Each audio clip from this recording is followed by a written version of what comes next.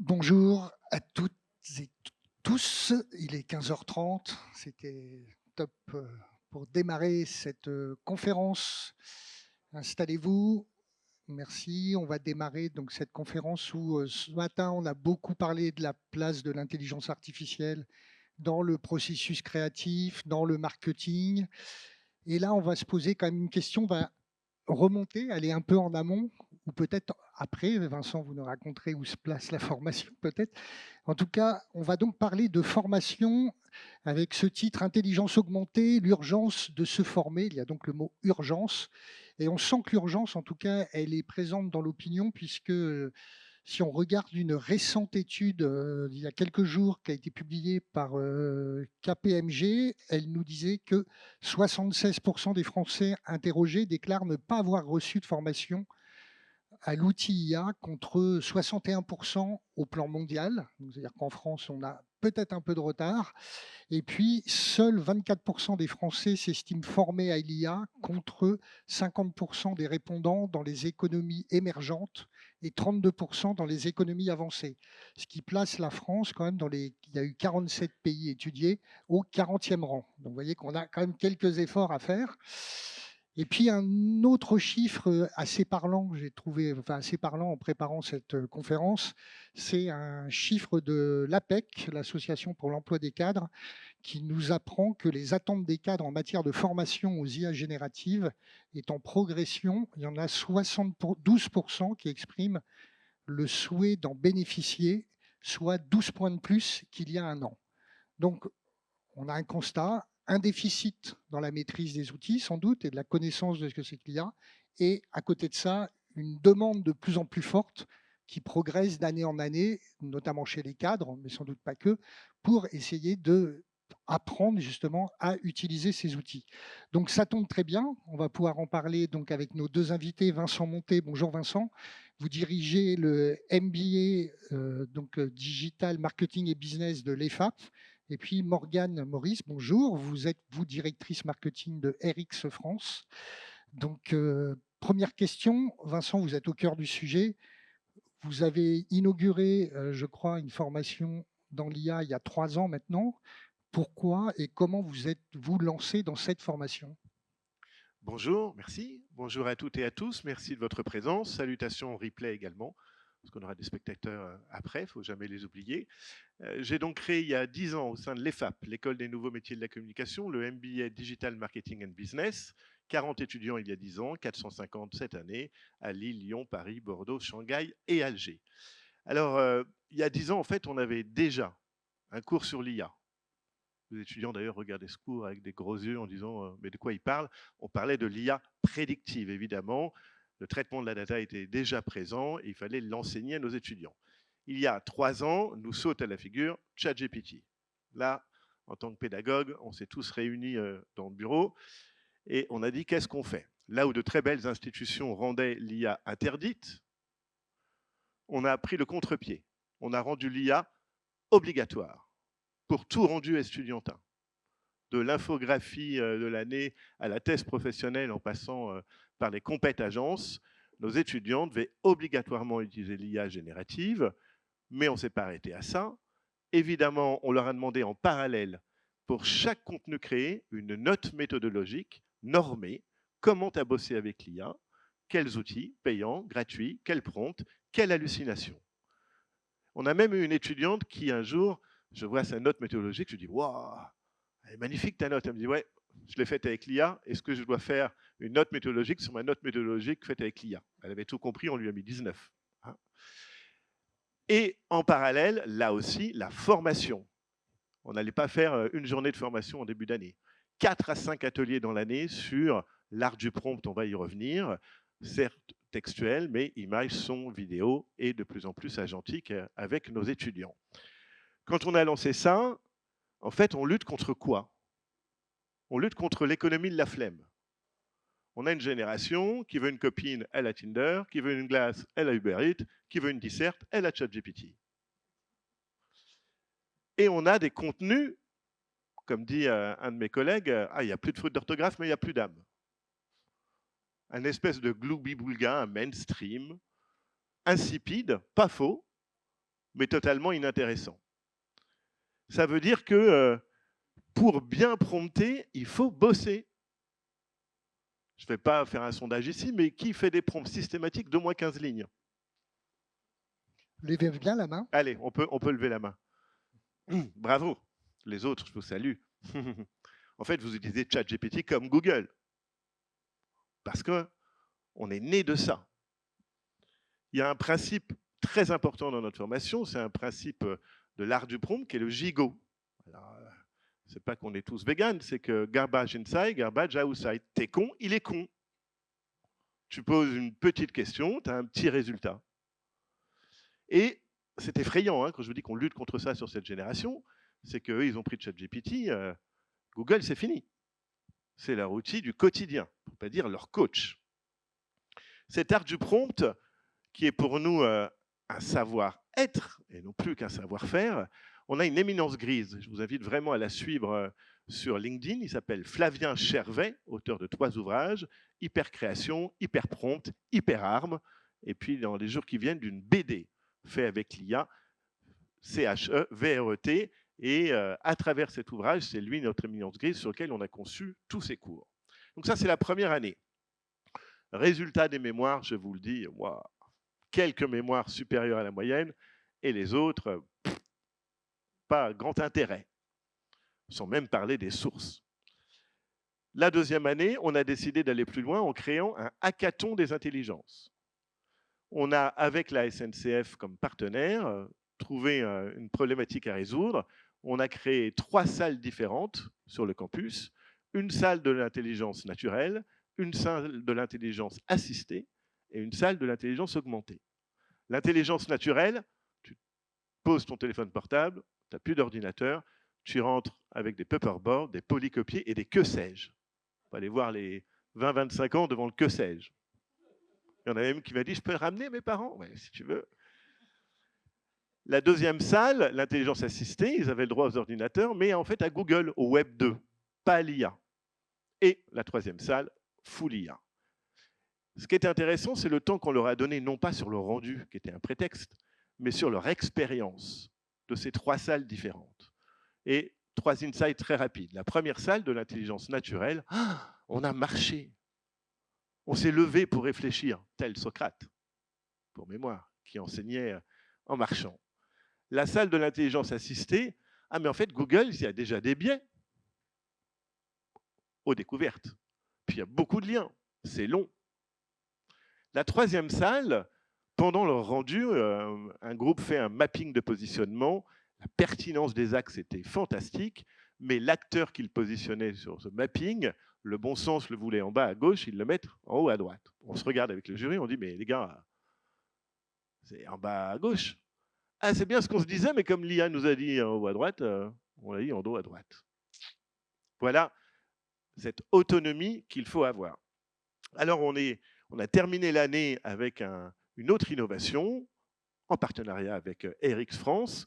Nos 300 étudiants répartis en 56 agences ont une semaine de hackathon sur un brief assez incroyable, la création, la veille, la création de contenu et l'automatisation de 150 ambassadeurs de l'entreprise sur LinkedIn. Et en fait, le rendu, en agence, en école de com, hein, c'était plus de la com, c'était des workflows, des processus d'automatisation, du patrimoine de prompt d'IA entraîné par rapport au problème, et on était scotché des 6 premiers groupes en termes de niveau de rendu. Ça veut dire que c'est bien vers ça. Alors, il y avait la com, il y avait la charte graphique, il y avait tous ces enjeux, mais il y avait des enjeux techno, mais de la techno sans code.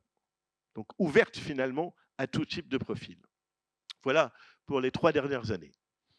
Là, Vincent, vous nous avez expliqué la progression par étapes. On voit que l'intelligence artificielle progresse très vite. Comment on adapte la formation à l'évolution justement technologique et à l'évolution des outils? Alors, notre enseignement, c'est le marketing, la com et la transfo digitale. Et on n'a que des professionnels. Donc la mise à jour des contenus par les professionnels sur comment l'IA change ma discipline, le référencement naturel, l'emailing et d'autres, elle est toute naturelle. On n'a pas eu besoin, mais encore une fois, hein, c'est assez facile, on est dans le digital. Je serais en architecture, hein, c'est un peu plus compliqué. Donc ça, on l'a adapté. On a également déployer des outils pour tous nos étudiants. Quand vous êtes dans le monde estudiantin, vous avez beau leur donner un PDF en début d'année avec voilà tes crédits ECTS, voilà comment obtenir ça de l'administration. Puis dans un violon, ils vous appellent toute l'année en disant comment je fais ça. Donc, on a fait des GPTS pour eux. Et là, on gagne du temps et on traite plus l'humain, on traite plus les vraies problématiques estudiantines qui peuvent avoir, soit à titre personnel, soit professionnel, c'est des apprentis. On a également déployé comme ça sur tous les sujets, 4 ou 5 GPTS au service des étudiants. Et nous, on se concentre encore une fois sur le temps humain. Il y a les étudiants en face, les enseignants, naturellement, les intervenants, eux-mêmes, aujourd'hui, qu'est-ce qui permet de savoir s'ils sont pertinents ou pas sur la question? Et il y a ceux qui enseignent naturellement la matière même de l'IA, ou en tout cas apprendre à travailler avec l'IA, et il y a ceux qui, à côté, enseignent d'autres matières. Comment on fait le pont avec tout ça? Alors, il y avait déjà depuis des années le fact-checking, hein, l'intervenant qui donne un chiffre et puis l'étudiant qui check. Je rappelle aussi que l'étudiant, il n'est pas là. Enfin, il est là physiquement, mais il est dans une grande conversation avec plein d'autres centres d'intérêt pendant le cours. De toute façon, la bataille, elle est la bataille de l'attention. Ce qui est un vrai challenge qu'on réfléchit pour 26-27, c'est le nouveau module de ChatGPT, apprendre avec ChatGPT. Je ne sais pas si vous l'avez testé. Non? Testez-le. Et là, parce que l'éducation, c'est linéaire. J'ai des séquences. Là, il va, en fonction de votre cerveau, de votre appétence, casser toutes les séquences pédagogiques et vous amener dans les zones qui vous intéressent, créer les quiz, créer les podcasts, tout ça automatiquement. Testez-le sur une matière que vous ne connaissez pas ou une autre que vous connaissez. Et là, on peut avoir peur pour notre métier. Ça, c'est clair. Donc, les intervenants, on a beaucoup d'ateliers avec eux pour réfléchir à tous ces outils-là et on a quelques cours pilotes où tout d'un coup, on met ChatGPT au milieu du cours. Mais est-ce que ça veut dire qu'on va bientôt mettre des étudiants juste face à ChatGPT ou autre? Je ne suis pas devin. On a eu ce même débat avec l'e-learning, les MOOC, plus besoin de cours. Et puis on voit bien que vous pouvez vous former à tout ce que vous voulez dans le monde entier. Et ça n'empêche pas les gens finalement d'avoir des besoins de formation parce qu'à un moment, le contact humain, justement, le retour d'expérience, ce que l'IA n'a pas. Quand un intervenant professionnel raconte son anecdote d'entreprise, l'IA l'a pas. Ça, c'est la vraie vie, d'une part. Et ensuite, on a, il me reste encore 5 minutes pour finir sur les innovations de cette année. Qu'est-ce qu'on fait en 25-26? La grande nouveauté, on a créé au sein du MBA une majeure IA et data à l'EFAP, l'école des nouveaux métiers de la communication. Pas en école d'ingénieur, pas en école de commerce. Et elle ne s'appelle pas Data IA, comme toutes les autres. On a une spécificité, c'est d'avoir pris toute la chaîne de valeur de la com. Création, UX, fidélisation. Et sur toute cette chaîne de valeur, en quoi l'IA est en train de transformer le métier. On l'a fait en partenariat avec Microsoft, Impactia, Publicis, Equancy, une quinzaine de personnalités d'entreprises qui viennent nourrir cette nouvelle majeure. Et comme on est un peu les innovateurs au sein de l'EFAP, le groupe EFAP, 15 écoles, est venu me voir en disant on fait quoi en termes de strat pour tout le monde? Et on est en train de construire pour 5000 étudiants 12 heures d'e-learning propriétaire sur l'art du prompt, de la première année à la 5e année, en disant très clairement, pas pour faire à la place de votre cerveau, mais parce que c'est presque une responsabilité citoyenne aujourd'hui. Si on ne maîtrise pas ces enjeux de l'art du prompt, on va se faire balader et tous les discours, non, non, ça ne remplace pas de boulot. Je peux vous dire que je les ai, les chiffres de premier job là. J'ai moins 15, moins 20, moins 30. Et toutes les écoles sur le jeune diplômé. Donc forcément, il se passe quelque chose dans les métiers du marketing et de la com. Et enfin, au sein de l'EFAP, on a déployé, renforcé plein de nouveaux cours sur l'esprit critique. Toute ressemblance avec un compte Instagram très connu est la bienvenue. Parce que justement, il faut développer, renforcer l'art de l'éloquence, comme c'est l'IA qui me fait mes slides, vous l'avez vu tout à l'heure avec le Hub Institute. Le seul moment qu'il n'y en a pas, c'est quand je les défends dans l'entreprise, devant mon prospect, avec des êtres humains. Renforcer tout ce qui est la culture générale et notamment l'actualité et plein de nouveaux cours sur l'histoire de l'art et la création publicitaire pour ramener encore une fois l'étudiant à des références historiques et pas à la génération encore une fois de l'IA.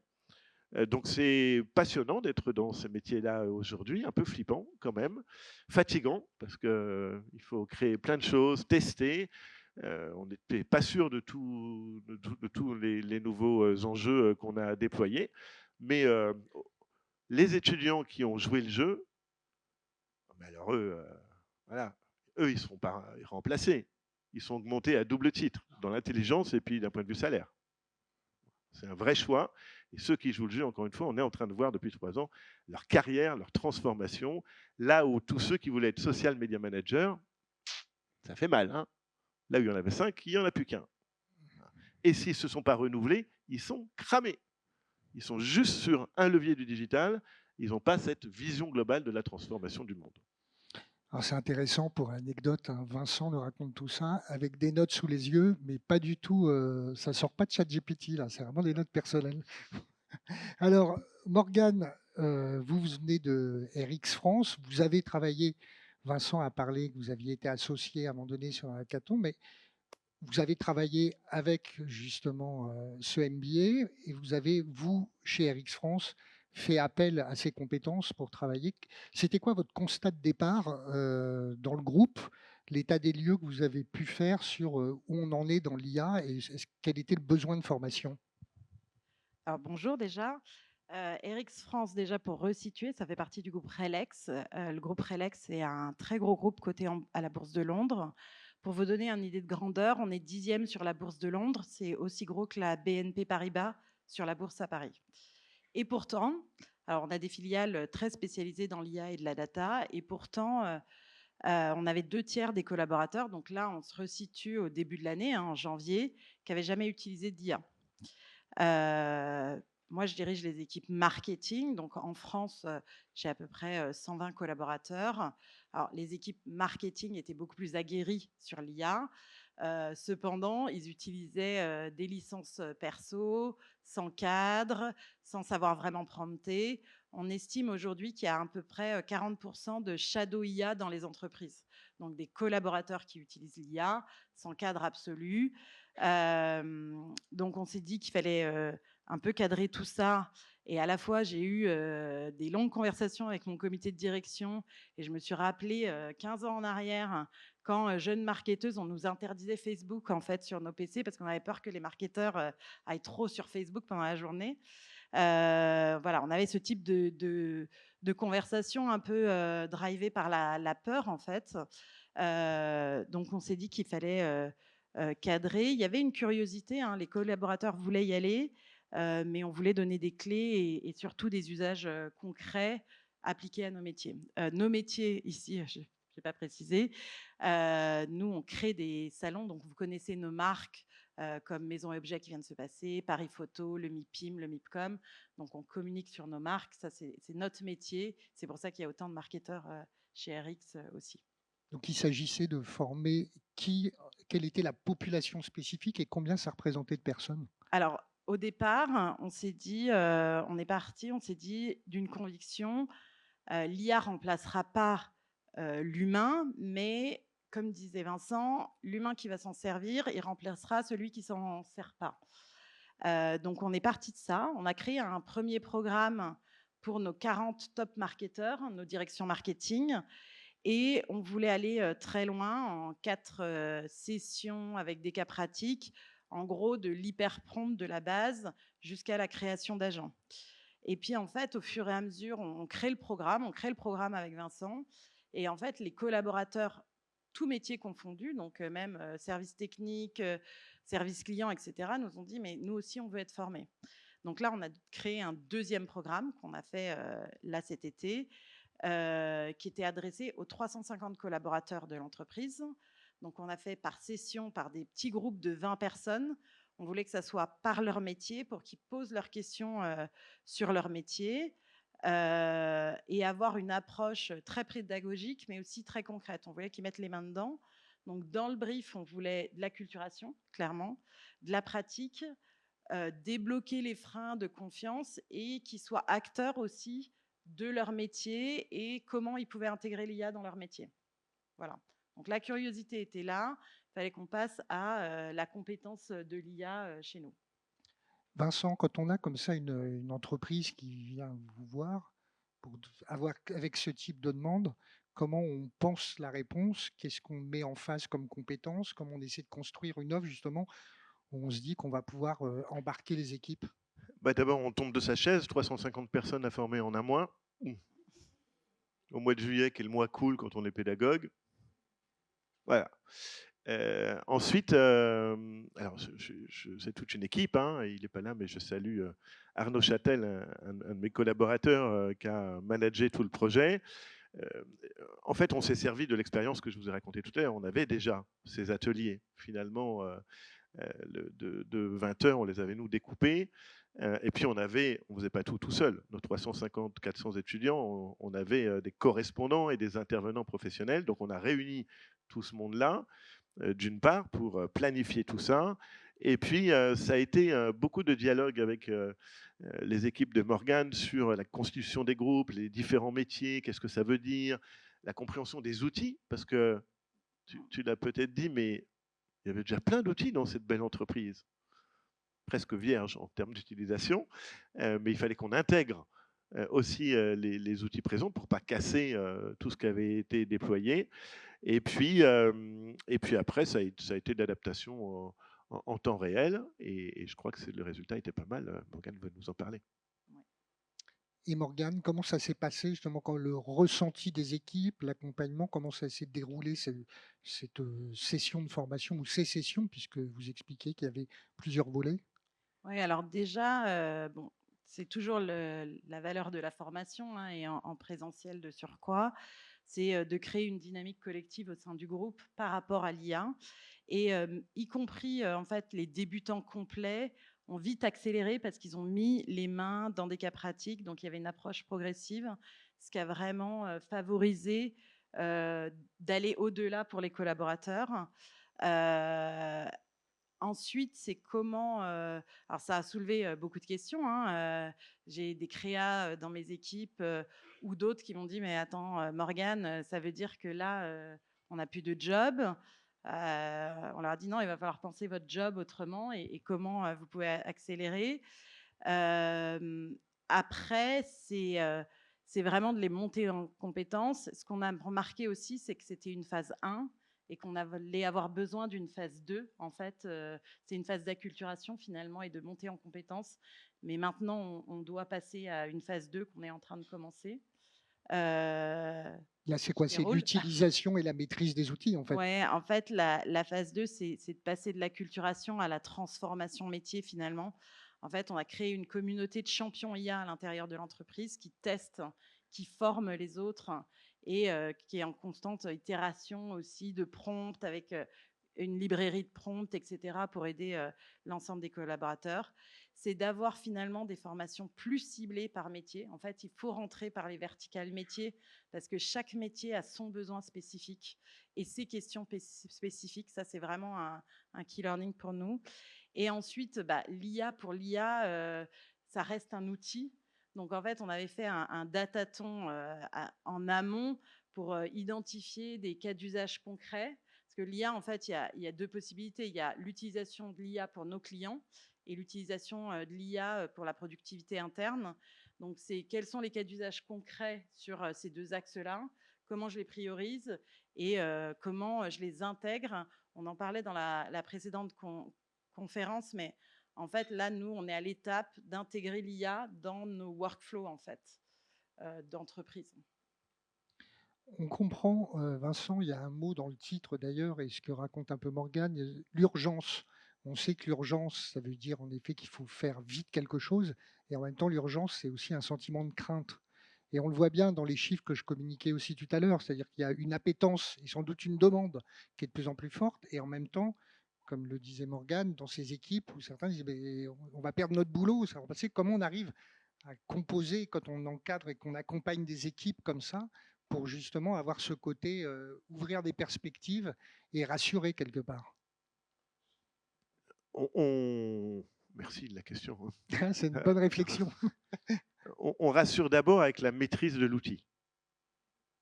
Déjà, je ne me sens moins exclu quand je maîtrise l'outil. Mais il ne faut pas non plus se leurrer. Le discours d'Arnaud Châtel en introduction de tous les ateliers en parle très bien. C'est un tsunami. Et je te rassure, il y a un tsunami qui arrive. En fait, on ne peut rien rassurer. Ce sentiment d'urgence et d'indécision, d'impermanence de ce qui va arriver. Je suis un adepte d'Edgar Morin. Je préfère former les gens à l'incertitude que leur dire tout va bien. C'est comme si on avait tous oublié qu'on avait été enfermés pendant un an pendant le Covid, quoi.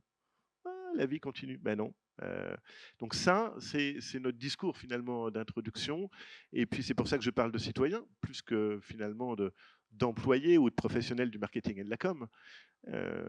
Parce qu'il y a d'autres enjeux, on ne l'a pas évoqué, il y a les enjeux de développement durable, parce qu'on pourrait se dire, faire une petite vidéo de Vachette là tout à l'heure qu'il a fait, il a cramé 4 litres d'eau, youhou, pour le plaisir de nos yeux. Nous, dans le marketing et la com. Il y a aussi des enjeux assez dingues. On a fait 300 jurys d'admission cette année d'étudiants externes qui veulent faire notre MBA. Et on pose systématiquement au jury la question de comment vous nous avez connus. Sur 300, 120 ChatGPT. Mais attendez, c'est pas ChatGPT comme Google. Sur les 120, j'en ai 30, mais c'est mon coach. Je lui ai mis mon CV, mon désir, et je lui ai demandé qu'est-ce que je devais faire. Et quand on gratte, et vous avez tous les chiffres qui sont en train de sortir, les conversations intimes à ChatGPT sur cette génération, elles sont dingues. Beaucoup plus qu'à leur meilleur ami, en termes d'intimité et de data, transmis en termes de souveraineté, des entreprises qui sont très loin de la philanthropie, quoi qu'il arrive. Donc il y a tous ces enjeux-là aussi qui sont des enjeux de société, et on n'est pas du tout hyper techno en disant ça va tout résoudre. Je vous invite également à lire l'ouvrage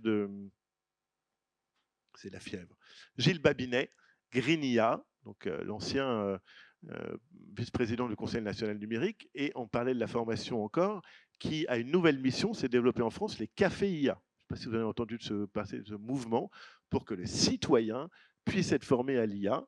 Et il a écrit un ouvrage Greenia autour de l'IA au service du développement durable. Morgane, cette formation, elle a eu lieu en juillet, c'est ça? Exactement. Est-ce qu'après, à la rentrée, vous avez senti qu'il y avait un changement dans l'approche des équipes? Est-ce qu'il y a un avant et un après? Alors, il y a eu un déclic collectif, il y a eu une façon aussi de travailler qui change. Là, on est au début. Ce qui est intéressant aussi, c'est de voir les collaborateurs, ils utilisent maintenant beaucoup la voix pour les prompts.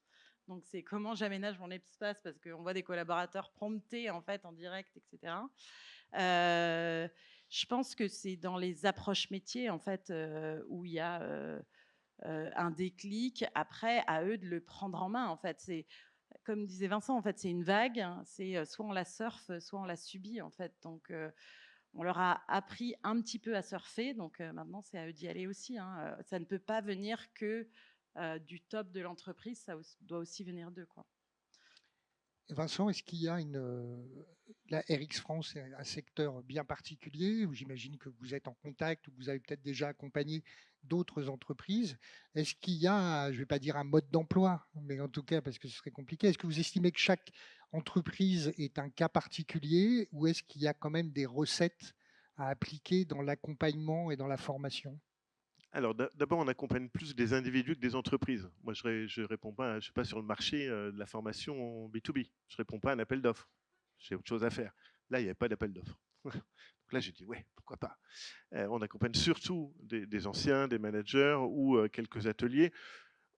Sur nos métiers marketing, communication, on a quand même tous 80% d'enjeux et de compétences et d'outils qui sont les mêmes.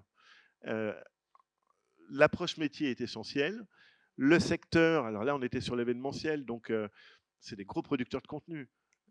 pour faire la promo de Batimat pendant 2 mois ou de Big Data. En fait, c'est des producteurs de contenu sur tous les réseaux, plus et puis des sites B2B, B2B2C. Donc là, la complexité. Donc c'est un croisement entre les métiers et le secteur d'activité qui permet une adaptation finalement de 30-40% de ce type d'atelier. Après, ne pas oublier de former vos comités de direction, surtout aussi, parce que des fois, les collaborateurs vont plus vite sur l'adoption des outils. Donc ça, c'est vraiment un learning où on a refait une session dédiée aussi avec Vincent, dédiée au comité de direction sur l'IA. C'est souvent les plus rétifs, vous voulez dire? Non, pas les plus rétifs, il y a tout profil, mais pas les mains dedans, ou pas l'habitude, pas la génération aussi, souvent. Donc, il faut aussi les former, en fait, pour qu'ils comprennent l'usage et voir les potentiels. Donc, à pas oublier dans les verticales métiers de formation. Est-ce qu'il y a des questions dans la salle? Est-ce que vous auriez des questions à poser? Profitons-en. Attendez, je vais vous apporter mon... Ouais, c'est bon. Bravo, c'était très enrichissant. Une question à vous, Morgane. Vis-à-vis des autres filiales à l'international, est-ce qu'il y a un comparatif vis-à-vis de la France? Qui sont les pays les plus avancés en fait en termes d'adoption? Quelles sont les bonnes pratiques et qu'est-ce que l'équipe française peut apprendre de ces autres filiales? Sachant que je suis un grand fan de salons, donc je fréquente pas mal de salons. Alors, après, il y a une approche très différente, très culturelle, en fait, ça c'est vrai. C'est-à-dire qu'on a donc des filiales un peu partout. Les 3 grosses filiales sont en France, à Londres et aux États-Unis. Les États-Unis, ils ont un usage à la performance. Est-ce que ça va amener de la performance ou pas? Et très pragmatique. Si ça n'en amène pas, je ne l'utilise pas, en fait. Je trouve que sur mes équipes, ils ont beaucoup expérimenté Claude, le tone of voice, l'écriture des emails. Ils ont testé toutes les plateformes, ils ont comparé, ils ont benchmarké, ils ont utilisé beaucoup plus de temps avant de s'y mettre parce qu'ils ont voulu benchmarker toutes les plateformes, faire un comparatif, spotter les erreurs de l'IA. J'ai trouvé que nos collègues américains étaient plus pragmatiques dans leur utilisation. Après, on n'a pas aussi la même culture, même face à l'emploi, etc. Parce que ça leur pose moins de problèmes, on va dire, OK, on fait faire par l'IA et c'est un job. Est-ce que c'est un job nécessaire? Est-ce que c'est pas un job nécessaire? C'est pas la même culture d'entreprise quand même aux États-Unis donc qu'en France et j'adore le système français quelque part, donc je veux qu'on le protège. Mais en tout cas, ils vont plus vite sur le déploiement, ça c'est sûr. C'est ce qu'on a remarqué. Tu me disais quand même que vous étiez le premier pays à former tout le monde. Mais on était le premier pays à former tout le monde. Ouais. Ils déploient ensuite la formation sur l'ensemble des collaborateurs. En fait, beaucoup de pays ont formé que leurs équipes marketing et digital. Et là, on voit qu'il y a un delta en fait sur les restes d'entreprises en fait où ils veulent se former. Est-ce qu'il y a une autre question? Non, pas de question particulière. Oui. Attendez, je vais vous passer le micro. Je fais tout ici. Bonjour, j'ai une question un peu triviale. Je sais qu'on est en France et c'est toujours un peu délicat de parler d'argent, mais pour avoir une idée, en fait, un déploiement de ce type-là, en plus il y avait un caractère d'urgence, le temps passé, est-ce que derrière, entre l'investissement que ça représente et justement le calcul de la performance, aujourd'hui vous avez un peu de recul pour estimer un ROI, sans forcément donner des chiffres? Non, mais c'était pas. Alors, pour le coup, ça s'est monté très rapidement parce qu'on a contacté les FAP. Alors, on les connaissait déjà, mais en avril. Ça faisait partie d'un programme beaucoup plus global. En fait, l'IA était une brique. J'ai aussi formé mes marketeurs en créant des masterclass tous les mois, etc. Donc, en fait, il y avait différents programmes de formation. Finalement, l'IA pour tous les collaborateurs, ça nous a pris 3 semaines à déployer en réel sur site, sur des ateliers de 4 heures par groupe de 20. Donc, en fait, pendant 15 jours, 3 semaines, de début juillet à la 3e semaine de juillet, Vincent et ses formateurs ont fait que ça. Donc finalement, pour moi, cliente, ça a été assez léger en fait à déployer une fois qu'on avait fait le programme. Ce qui a pris le plus de temps, c'est faire les groupes métiers, remonter les remontées métiers, les usages, etc. Mais au final, ça a été 3 semaines intenses sur le mois de juillet, qui est un mois un peu plus creux pour nous. Donc c'était assez léger en fait en déploiement. Après, en mesure de retour sur investissement, j'ai formé mes collaborateurs, est-ce qu'ils vont plus vite? Alors là, c'est toujours un peu tricky à mesurer parce qu'en plus, les collaborateurs ne veulent pas forcément dire qu'ils vont beaucoup plus vite avec l'IA. Donc là, on est sur le retour, ça s'est fait en juillet. On va voir sur. Là, nous, on a une grosse vague, c'est la saison haute des salons entre septembre et décembre. On va voir comment, si ça se produit, si la qualité des productions aussi sont meilleures sur tout un tas d'outils de communication, etc. Donc, après, ce qu'on a mesuré, c'est la satisfaction collaborateur. Donc, il y a 89% des collaborateurs qui ont été hyper satisfaits et ça a ramené aussi une dynamique collective. Il y a 95% par contre qui nous ont dit qu'ils voulaient aller plus loin dans des formations et dans ces sessions métiers. Donc là, ça fait partie de la phase 2. Donc c'est pour ça que pour l'instant, on a mis des champions. Et là, je sens Vincent qui va me revendre un programme pour l'année prochaine. Mais c'est aussi avoir des champions IA pour tester nous en interne et être aussi avoir une certaine autonomie en fait. Vincent, un complément à rajouter là-dessus par rapport au coût, à l'investissement que ça demande aux entreprises? Encore une fois, comme on n'est pas une entreprise dont le métier est de former en B2B, on l'a fait d'abord parce que c'était l'IA. Si on vient me voir et qu'on me dit « je voudrais que tu me formes à l'AdWords », je dis « ben non, je sais faire, mais c'est vraiment pas mon métier ». Comme on avait décliné ça déjà en interne, et puis le nombre était étonnant, c'était 350 étudiants, 350 collaborateurs. Il y a des alignements dans la vie, et que c'était un partenaire, et qu'en plus on avait ce projet EFAPien de créer l'e-learning, l'art du prompt, 12 heures, tout ça était dans une vraie dynamique gagnant-gagnant, et pour RX et pour nous. Principalement. Là, si on travaille ensemble, c'est pas avant 2026, on ne sait plus où donner de la tête, entre guillemets. Mais je trouve que c'est notre philosophie.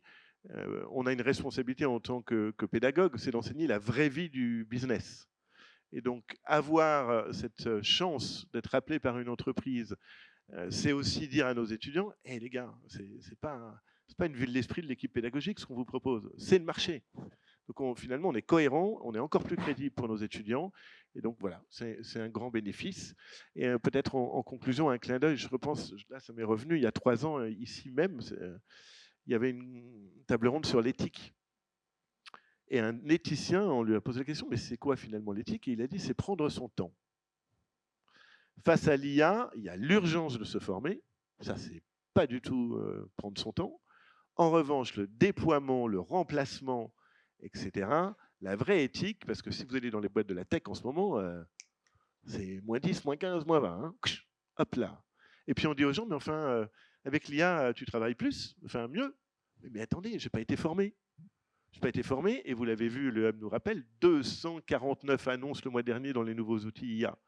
Donc en fait, cette fulgurance, elle nécessite l'urgence de se former et puis l'urgence de prendre son temps avant de virer, remplacer et d'étudier tout ce que ça va donner. C'est en tout cas pour nous important de le rappeler.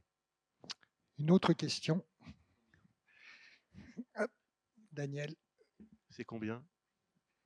De la formation? Ah, secret défense. Mais c'est... non, mais justement, je viens de dire que j'étais pas vendeur. Enfin, entre guillemets. Disons que c'est quelques étudiants supplémentaires, le chiffre d'affaires. Non. Combien il faut payer pour la suivre? Ah, mon MBA? Ah, mon MBA, 15 000 euros.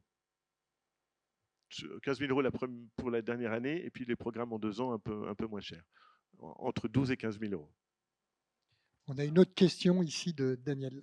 Oui, une question sur la réaction des différentes générations par rapport à la formation, parce que on a tendance à taxer les seniors d'obsolescence technologique. Or, c'est potentiellement ceux qui sont les mieux à même de juger de ce que délivre l'IA. Quelle est votre position? Ouais, alors effectivement, il n'y a pas de sujet de génération, en fait. C'est juste un sujet de curiosité. Et après, on voit que ceux qui challenge le plus l'IA, c'est les personnes qui lisent le plus, en fait, à côté. Parce qu'ils ont une capacité de recul aussi, d'analyse, etc. Donc après, ça, peu importe la génération, finalement, du moment qu'il y a la curiosité. En fait, l'IA, ça reste un outil, donc c'est avoir la capacité de recul pour analyser, parce que l'IA veut répondre, donc elle répondra à n'importe quoi du moment qu'elle répond. Et puis, ouais, on a noté que les grands lecteurs, en tout cas chez nous en interne, se débrouillaient hyper bien en IA. S'il y a un profil ou un segment qui se débrouillait un petit peu mieux sur les outils. Je te rejoins 1000 fois. J'ai sévi un chapitre dans l'ouvrage d'Éric Brionne sur Luxe et Digital qui s'appelle « L'IA boomer à 20 ans ». Et en fait, quand on enseigne et qu'on commence à enseigner nos ateliers à cette génération, on a toute l'équipe, on est plutôt dans les 40, 50, 60 ans, ils prennent une claque. Dans l'usage, soi-disant, ils sont devant nous, dans la quantité, vous l'avez compris, pas dans la qualité. Et ce patrimoine culturel du senior, confronté à l'IA, oui, c'est vraiment ma conviction que pour une fois, on a non pas une génération IA qui est liée à une classe d'âge, mais qu'on a une génération qui est liée à l'usage, et à l'usage réel, hein, encore une fois, avec l'ère du prompt. Donc ça, jusqu'à, et je vais aller à l'extrême, je ne vais pas les citer, mais c'est une grande école de commerce qui prend du lait de Normandie, ils ont osé faire signer à leurs étudiants cette année dans le mémoire de fin d'année une déclaration sur l'honneur de non-utilisation de l'IA. Autant vous dire qu'en fait, je suis en train de cracher sur l'honneur. Et je dis à un gamin de 25 ans, ton honneur, on n'en a rien à faire. Nous, ce qu'on veut, de toute façon, c'est être tranquille. Et comme ça, on aura nos mémoires. Alors que toute cette génération l'a utilisé, en fait. Et les gamins, ils signent sur l'honneur. Et pourtant, ils l'utilisent. Donc, vous voyez, finalement, ce combat générationnel face à l'IA, il va être incroyable. Mais je te rejoins, plus on a de culture, plus l'IA est fantastique. Encore une question? Allez, on a un petit peu de temps. C'est pour Morgane. Vous parliez de la création publicitaire. Qu'en est-il en fait de la propriété intellectuelle de la data de base? Comment vous gérez ce sujet-là? Très bonne question. En fait, alors là, on travaille avec le groupe justement pour retravailler notre data. En fait, l'IA a besoin d'énormément de data. Et même si on avait travaillé notre data, on a un CDP, etc. En fait, là, ça a amené l'usage de l'IA à recliner notre data, retravailler notre data client notamment, parce qu'elle n'était pas, enfin, pour être totalement honnête, elle n'était pas assez propre en fait sur l'IA et dans certains usages qui sont remontés en fait. Donc, il faut. C'est pour ça qu'on lit le couple data et IA, qu'il faut travailler en parallèle et le tuiler en fait pour utiliser les outils. Ça, c'est un fondamental. Donc, même si les entreprises ont travaillé leur data énormément ces dernières années, je pense que c'est un chantier qu'il faut aussi réadresser aujourd'hui. Voilà. Vincent, vous, c'est le développement de la majeure, comme vous le disiez, data et IA, c'est ça la réponse aussi dans la formation? Ah oui, oui, et puis on ne s'attendait pas, on va avoir 30 étudiants, ce qui pour nous, quand on lance une nouvelle formation, est très très bon score. Et ouais, c'est off, mais en fait, dans 2-3 ans, cette majeure, c'est mon programme. Ça a pu rester une majeure. C'est que la place que va prendre l'IA et la data dans le marketing, la com et la transformation du monde, cette majeure, elle va embarquer tout le monde. Mais c'est intéressant, les profils qu'on a, c'est pas les mêmes que sur le programme classique. Et puis, ils avaient des tests de culture tech, de logique, parce qu'ils vont faire un peu de code quand même pour les initier.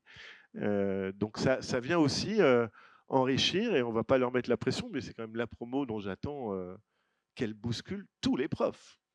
Voilà.